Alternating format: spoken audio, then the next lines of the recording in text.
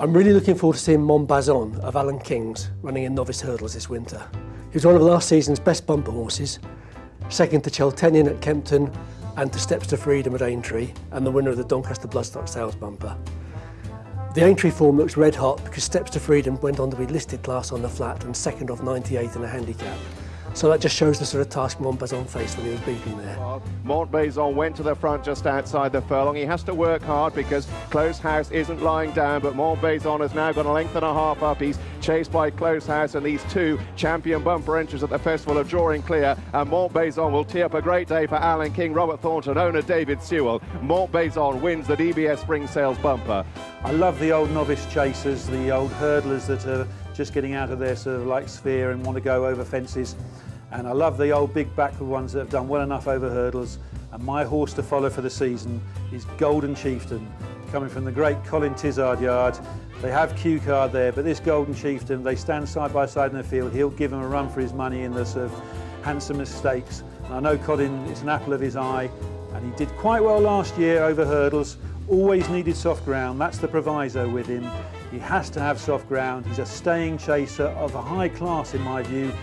Not this season, obviously he'll be novice chasing, but when he gets into a handicap chase, sort of soft ground Welsh national in years to come, I will have my money on him.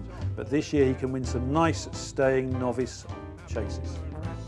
And Golden Chieftain is bounding clear. The Tizzards had to wait to the final day of the festival to get a winner. They're in the winners' enclosure you talked to there, as Golden Chieftain runs out a ready winner. My jumper to follow for the forthcoming season is the Jessica Harrington trained Oscar's Well. Rarely have I been so taken with the way a horse has travelled around Cheltenham.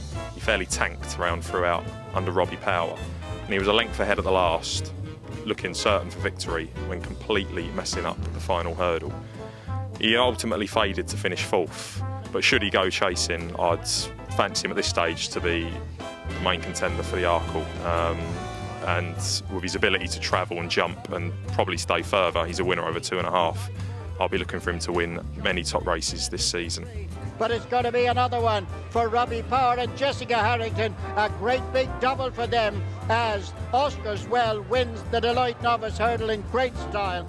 My horse for the year is Hidden Cyclone, who is a horse that might escape the attention of some British fans because he hasn't run in the UK yet. He's been trained exclusively in Ireland by Hanlon. He's been having a very good run of it recently. Hidden Cyclone is by Stowaway, a style that Hanlon has done well with. And he developed into an excellent hurdler last year, rated in the 140s and winning over different trips and on different types of ground. He seems to stay 3 miles but could win over 2 as well. He's always been deemed a chaser. He's expected to develop into a better chaser than hurdler, and if that is the case, and Hanlon is very excited about him, it should bring him right into an Arkle prospect, all going well, and possibly a prospect for the top grade ones over further as well. So I think Hidden Cyclone is definitely a chaser to watch in 2011-2012. My jumper to follow for the new season is Love the Higher Law, trained by Willie Mullins. He won 2 out of 3 of his bumper starts last season, including on his final start of the campaign, when he beat the highly touted JP McManus-owned Warheb in a thrilling duel at Punchestown. He's set to go hurdling this season and is already as low as 12-1 for the Supreme Novices. If he takes to hurdling well, then that could look big come March. So that's Love the Higher Law, trained by Willie Mullins. They're inside the last 50. Wahib is battling back on the inside. Love the Higher Law on the near side of Wahib. My first jumper to follow this season is Paul Nolan's King Vuvuzela. He was a debut winner on quickish ground at Punchestown Festival in a decent bumper last season, and he won in taking style. Nolan won't have had many as exciting horses as this coming up this season, and I expect him to rank highly amongst the novice hurdlers.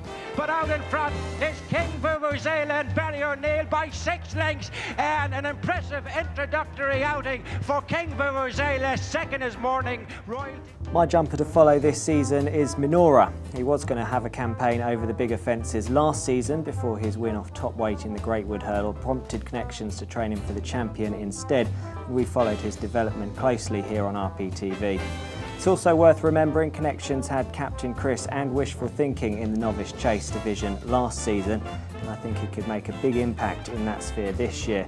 A horse with proven course form, he's 3 from 4 at Prestbury Park, including a win in the Supreme Novices Hurdle in 2009. I can see him making amends for his champion hurdle defeat in this season's Arkle.